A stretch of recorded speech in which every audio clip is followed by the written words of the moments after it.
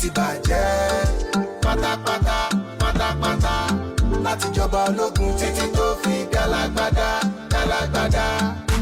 Ó ti bàjẹ́ o pátápátá pátápátá àwọn tó ṣèjọba ológun àwọn náà tún ṣalágbádá ṣalágbádá.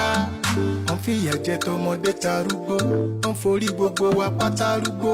Àwa la dẹ̀ dìbò yàn wọ́n sípò, wọ́n fìyà jẹ Yorùbá ti Ìgbò.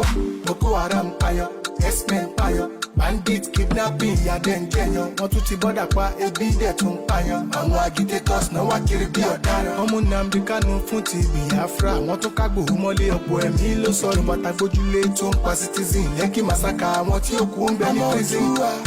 Yoruba nation la fẹ́, Igbo fẹ́ Biafra.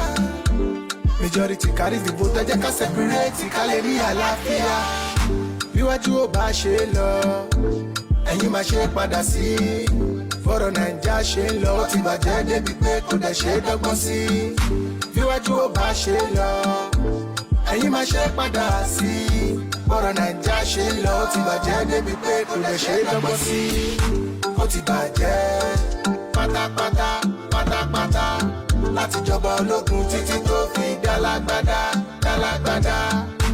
Ó ti bàjẹ́ o pátápátá.